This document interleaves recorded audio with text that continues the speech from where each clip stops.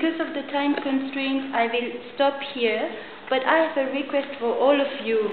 I'm sure that you all know the status of human rights in Tibet and how much we suffer, be it political prisoner or be the civil, the public Tibetans. So actually I'm very concerned about, and you may also know how many political prisoners are still in Tibet. So I'm very concerned about their status, and I request you to do everything to release them. Thank you so much for coming here.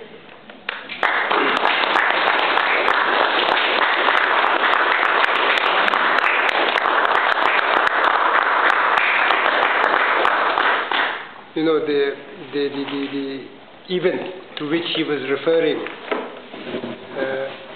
which took place in 1908, was at this prison, Tapchi prison, when the Chinese authorities were forcing the prisoners to attend a ceremony of raising the Chinese national flag. These prisoners started protesting.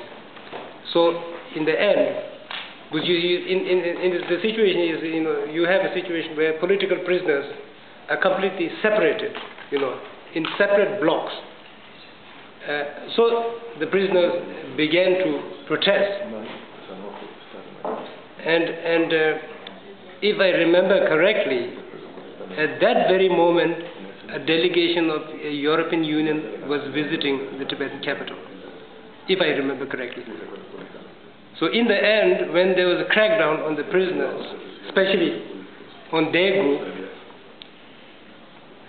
we know for sure 5 nuns were tortured to death. Amnesty International called in investigation. So far, the Chinese authorities have done nothing.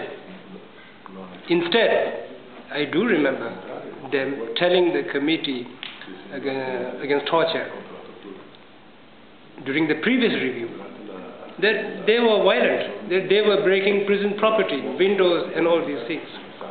And later when I talked with one of her colleagues, she told me, no, we were not breaking, we were just banging on the window because they were witnessing, you know, other prisoners being, you know, brutally beaten. You see, the torture and related ill treatment in Tibet suffered by the Tibetans. You know, it cannot only be physical. You have to consider the mental suffering of the Tibetan people. You know, as one of the testimonies stated here.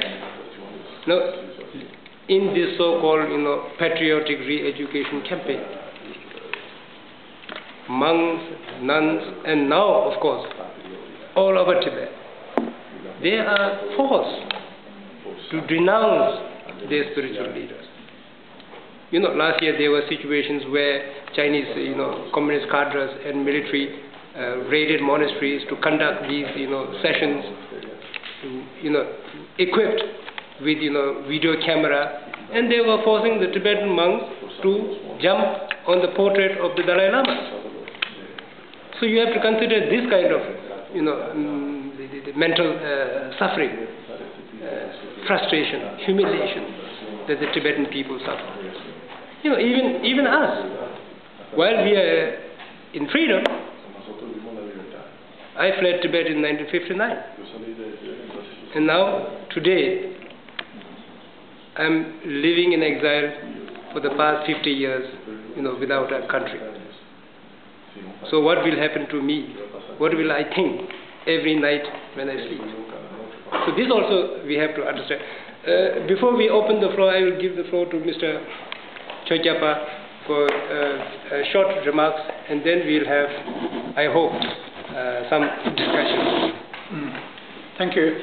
I think we were very fortunate to have Mr. Sotos from the World Against Torture and to see what had happened in Tibet from footages that were smuggled out, as well as to have a living testimony of a nun who was tortured in prison.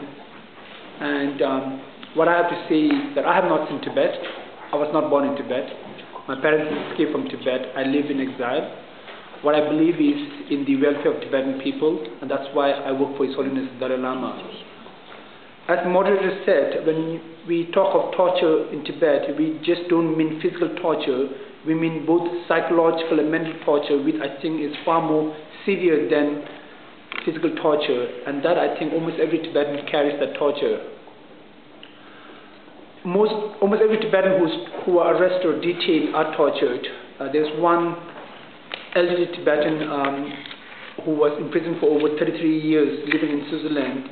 And when I asked him at one point, I said, during those years in prison, did you ever have any hatred or anger against the Chinese? He said, only once I almost lost my temper. And I asked him why. He said, it's the Buddhist belief of tolerance, forgiveness, compassion. And I said, those are the qualities that we Tibetans feel are very important. And for us Tibetans, when we suffer something or we are tortured, normally we don't speak about it. We say it's our own fate or our karma. But because of the situation in Tibet, unless the people like the lady who spoke to you earlier, unless they speak about their sufferings in Tibet, the voices of the Tibetans who are suffering in Tibet would not be heard. So therefore you would hear in these days more Tibetans speaking of suffering because of the concern for those in Tibet. The issue of